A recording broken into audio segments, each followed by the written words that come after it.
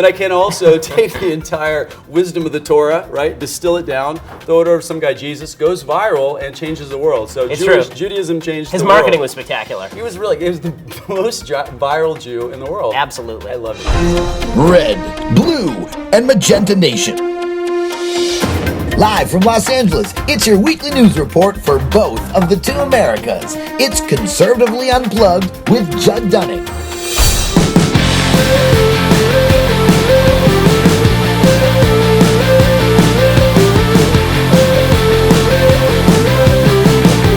Here with one of my favorite radio hosts, man, AM 870, Ben Shapiro. Oh, thanks so much. Breitbart, which then you went on now. You're working with Fox, right? Daily Wire is the site. And Daily Wire, you went on for Breitbart. And I have a podcast right? there as well, a solo podcast. So you and I have a history, actually. So That's right true. at the beginning. We dated. We did. No, we didn't. No, we didn't.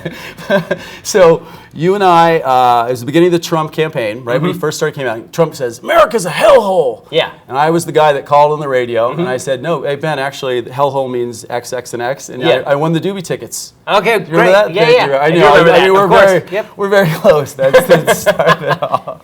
So listen, you're doing your college tour. I mean, you're in the face of media. You know, you're right there on the edge of, you're one of these power pundits that is actually influencing the vote. I hope, yeah. Yeah, well, I think also you're staying strong conservative line. And I don't know if you call yourself Mensa. I was hoping somebody would actually eventually come to me and tell me I'm Mensa. I don't think I am. Yeah. But you skipped a couple grades. Your whole life has been retaining information, distilling information, and then creating a view. And your view is what you sell. You're critical of Trump as it relates to the GOP. So what's the solution? I mean, I think the solution, unfortunately, there are no good solutions here. So there's no way out but through. So there's two possible solutions here. One is that the conservative movement starts saying about Trump, yeah, he's a full-on disaster area, but he's slightly less of a disaster area than Hillary, but we're going to hold his feet to the fire, right? This is sort of the Dennis Prager position. I think it's a respectable position. Okay. Then there's my position, which is he's such a disaster area that I'm not sure the conservative movement can come back from it. Because one of two things happens here. Either he wins or he loses, right? If he loses, and he loses big, we are tarred with the Donald Trump brush forever. Right, you can see how the left is super excited about this, right? This guy who calls judges Mexican and who insults the disabled and who refuses to dissociate from the KKK and tells people protesters should be punched, right? You can see the left is very excited about labeling us all Trumpkins from now until the end of time. So if he loses and we jumped on board just to stop Hillary and we endorsed all of that, it's going to be a problem for us. If he wins, then we have to fight the battle of he's not a conservative, because he's not. He doesn't believe in the Constitution. He's not a check-the-box conservative. You and I know your beliefs. I follow you. I check, I think, every box in the conservative. I believe the philosophy is the most corrective and healthiest for the nation. Yes, I mean individual liberty and limited government. Right. You know, through the checks and balances of the Constitution, on the basis of natural law that gives men rights. Yes, this is. But I don't think Trump knows any of the phrases I just said. He may know some of the conjunctions, but he knows none of the phrases. He's a result of many of the phrases, right? He lives in a box in a world that actually we're created. all listen. Right. We live in the freest, most prosperous country in the face of the earth and in history. We're all products of that, but that doesn't mean that we know what made us the product, right? So, and that's the problem I have with Trump, is that Trump is actually just a big government, ad hoc authoritarian. He figures as president you get to do what you want, just like you would as the CEO of a business get to do what you want. He doesn't understand checks and balances. He doesn't understand that individuals have liberty from government. He's not conservative. So what I've said is that if he wins, he could very well do to conservatism what George W. Bush did, which is continue to push it down this path toward leftism. And what you end up with, basically, with Trump is a European far-right leader as opposed to a conservative leader. And if he hijacks the conservative movement and kills it, then that to me is a much greater cost than 4 years of the second worst president in American history, which is what Hillary would be. So if the midterm elections, we were just talking about this earlier, it was a vote against Obama, not really for the GOP's forward movement. So this vote, the Trump vote, let's call it the anti-Washington vote, it might be what's good for our system. It could be a constructive deconstruction. Well, listen, there's a lot about the system that's broken, but I think that we have to define what the system is. The system is not the checks and balances. You know, people keep saying government doesn't do what I want it to do. The government's not supposed to do what you want it to do. The government is supposed to leave us all alone. Right? That's why the founders constructed it this way. We're not supposed to hijack the government and then become our own Aristotelian dictators, and we sit there lording it over everybody else, which is sort of what it's become. You know, the fact that when Trump says the system is broken, and he's saying it to people like, I'm going to bring your job back, no, you're not. And the system isn't broken if the system just gives me the liberty to sell my products and buy products from whom I choose. The system is broken if you tell me I can't do that. Right. So the diagnosis is correct, but I'm not sure he even understands the terms of the diagnosis. So if you want to break the system, well, you have to break the corporatism of Wall Street and D.C. You want to break that relationship, that's great, but you can't elect Donald Trump to do it. He believes in that stuff. Right? He says that eminent domain is a wonderful thing. You elect somebody to come in and build up the military and make America great again on foreign policy level. Trump doesn't believe in that. He believes in an isolationist foreign policy. and he's sort of ad hoc in what he decides to get involved in. Foreign policy, it's not an axis of evil, right? That was a great thing. That was the one thing I did love about George Bush. Yeah, that's right. It's like no moral relativism. This is bad. This is good. That's right. I mean, George W. Bush understood that a strong America on the foreign policy scene is less likely to get hit than a weak America on the foreign policy scene. Trump seems to think that foreign policy is just people dithering around in the Middle East. And unfortunately, that's what it has been with Obama, but the solution isn't, okay, let's just withdraw from the entire region of the world and hand it over to the Iranians and the Russians. Yeah. So, on domestic policy, I don't think he knows what he's doing. On foreign policy, I don't think he knows what he's doing. And more than anything else, I don't think that he has a basic philosophy that agrees with anything that the founders agreed with or that I agree with. And so if you want to use him as a tool to stop Hillary Clinton and then hold his feet to the fire, that's at least fair, but I don't see that happening. I see what's happening is people are enthusiastically endorsing all of the Trumpism. And if you endorse that Trumpism, you own it, man. So you're never Trumper? Are you? Yeah, I mean, the way Never Trump works, it's not a movement, right? It's just a bunch of people saying it's a declaration of what I will do, right? Right now, I will not vote for Trump in the election. I won't vote for Hillary either because I would stab myself in the eye with an ice pick, Trotsky style. Before I would like to do use that. it after you, and you don't even sterilize it. I will take your ice pick. Well, the sterilization wouldn't help you. I mean, you'd presumably die, so the infection wouldn't work. There's an MD. Yeah, exactly. I'm my wife. Yeah, Trump could change radically. His supporters could change radically. If that doesn't happen, then I routinely skip elections between two Democrats. I live in California. That's true. I door knocked in my way of trying to do something last election cycle was moving to Ohio and door knocking for Romney till my knuckles bled. I'm like, please, it just didn't happen. And I don't think he went far enough. So it's interesting. We get Mitt Romney. It wouldn't go far enough defending the principles, like play a rough enough ball for the liberal ideology of how it was ran. Now we've got a completely different election machine where people are playing Mitt's off. So I mean, this is the problem. Romney was not willing to go Mitt's off in favor of the, no pun intended, Mitt's off in favor of the right ideology. Right. Trump is willing to go Mitt's off in favor of himself. Right. But it has nothing to do with in favor of the ideology. So he fights. I agree he fights. See, That's I the one thing about him I like. really respect everything you're saying. I thought voting for Cruz, people are like, oh, Cruz is too far. He's too far. I'm like, listen, Cruz is the hard right vote that brings us right back to the center of America after 8 years of going much far. A centrist took us hard left. I just want America. America's like a big aircraft carrier. You've got to plan a half a mile ahead. You've got to plan years ahead to get us back to center. We went way off center now. So it's tragic that Hillary is the most vulnerable Democratic candidate of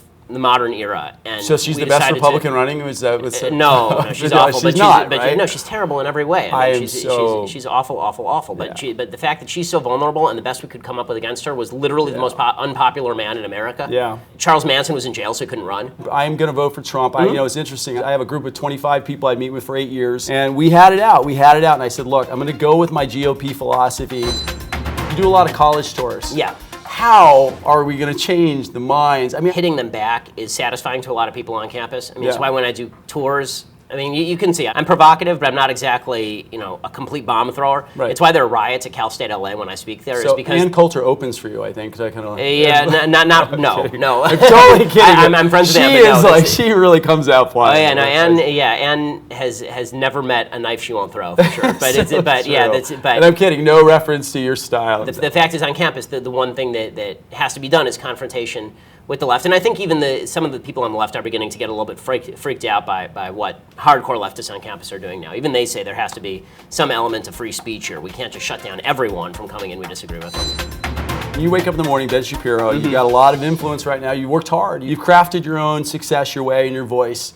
If there was one thing you could unplug, what is the most distorted media fact that people say that is actually just simply not true? Well, I mean, there are 1,000, but I think that one that's obviously, just because top of mind right now, is that there is no civilizational conflict between radical jihadism and Western civilization. And that, in essence, explains everything. I mean, I just did this debate with Sally Cohn, and she was basically, I was trying to get her to this point where I say, okay, there is a conflict between certain civilizations on the planet, and that's why we can't let certain people in, and that's why we have to target certain people who are terrorists, and that's what drives everything. And she was really, really hesitant to go there. I had to drag her kicking and screaming there. But the media refuses to acknowledge that. They just say that the reason we want more screening procedures for Muslims, if all you know is just the religion, the reason we want that is just because we hate Muslims, as opposed to, no, it's because a broader percentage of Muslims agree with things we don't agree with. So of course you're going to give them higher scrutiny. That doesn't mean you don't treat them as individuals, but it does mean that you base your decision making off the information that you have available. The left refuses to acknowledge this because in the left's world, inequality equals inequity. If people are not treated equally, then that's because something unfair happened, as opposed to it's possible people are being treated unequally because they acted unequally. I love jihadwatch.org. Yeah, Robert Spencer, sure. Robert Spencer's great. And I think what's interesting is people jump into so quickly wanting to make it okay. You have to have some understanding of history and the psychology and sociology for many, many years to understand that there is a spirit of every religion that crashed. I mean, the Jewish religion was beautiful because in the Torah, it was like crash, Exodus, redemption, we're out, we're in. You know, God was with this story. And then there was this downfall and a resurrection. And there was one in the Christian religion that we went through our darkness. But there's been no public crash. Here's my feeling about religious, theology and theorizing. It doesn't matter to me. Like, I know Robert Spencer's very big on this. It doesn't matter to me particularly much what the theology underlying radical Islam is. All I know is that 99% of the people in Afghanistan are in favor of honor killing. Right. So I don't have to care I don't have to cite verses from the Quran. Sure. You can cite verses from the Bible. I mean, there's certainly violent verses in the Bible. You can cite stuff that you can cite stuff from the New Testament where Jesus says that he comes, to bring a sword. I mean, like there's stuff. But the question is, what do the people do now? Not 1,000 years ago, not 2,000 years ago, not what's in your text. What do they do now? What do they think now? And that's the part that I care about, because if you refuse to face up to the on the ground facts now, and all I can say is that I think Osama bin Laden knows Islam a lot better than I do, and so I'm not going to sit here arguing that he's not a true Muslim. All I know is that he's a bad guy, and he's an adherent of an ideology that unfortunately is reflective of, if not a majority, a large minority of the Muslim population globally. Not in the West, but globally.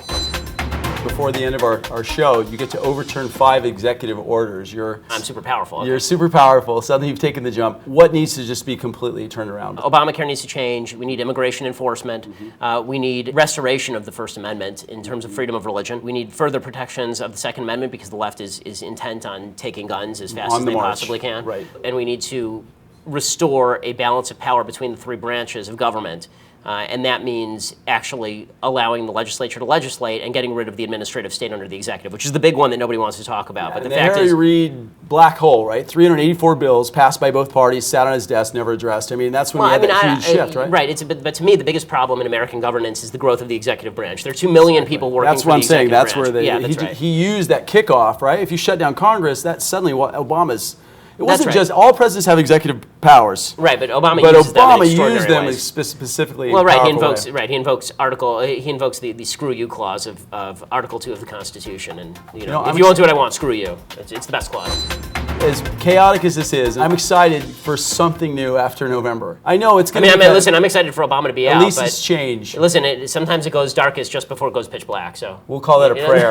Ladies and gentlemen, Red Magenta Nation. I'm here, and actually Ben Shapiro blessed my Judaism earlier. Through 23andMe, it's a distant, remote thing, but we'll talk about that on another show. Judd Dunning here at Conservative Unplugged with Ben Shapiro at Politicon 2016. Thank you for coming, Ben. Well, thanks so much. I appreciate it so much, man. We love hearing it every day. God bless you, God bless America, and God bless television.